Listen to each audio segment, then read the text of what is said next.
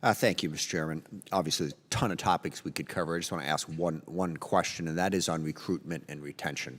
I know, Secretary Austin, this has been a particular focus of yours for some time. Can you update us on how we're doing? Obviously, the pandemic was a huge challenge coming out of that. There have been other challenges. Where are we at, in your opinion, on being able to recruit and retain the service members we need? You're right, sir. COVID really caused us a significant problem in our inability to get into high schools and work the areas that we typically work for recruiting.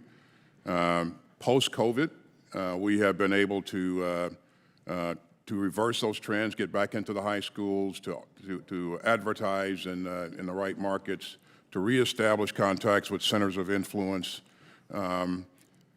Each of the services has made a concerted effort to hire the right kinds of recruiters and put the right kinds of recruiters, out there to represent the services, and that's proving to be very, very helpful.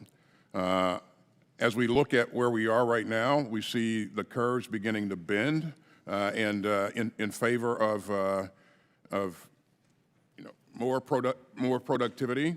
I expect that Army, Air Force, Space Force, and the Marines will all make mission this year, just based upon their forecasts, and I attribute that to their hard work. I mean, they've been doing a lot to reverse these trends, and this is the tightest job market that we've seen in a very, very long time. So there are plenty of jobs for people to have or to get, and so this has been very competitive. But I think the services are doing the right thing, and again, I have to attribute this to their hard work and their focus. The senior leaders are focused on this in a major way, and I talk to them about this routinely. On top of that, retention is the highest that it's been in a very, very long time, and so when troops join us, they want to stay with us. And a good part of that is because of what you continue to do to help resource us to provide for them and their families. So. Thank you. General Brown, you have Well, thank you. As the Secretary highlighted, we do see a positive trend. And since I've been not only as a service chief watching this and coming through COVID and watching the numbers change, but also as a chairman, I've had a chance to sit down and meet with recruiters from all of our services. I've gone to one of our processing centers to take a look and ask questions about the things we can do to increase the throughput through our recruiting stations.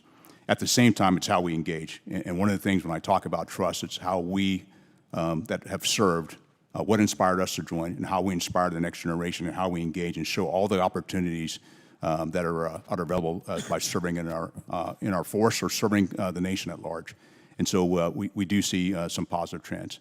And I would also say the same thing with retention. The numbers, we're meeting all of our retention, and we're doing very well there.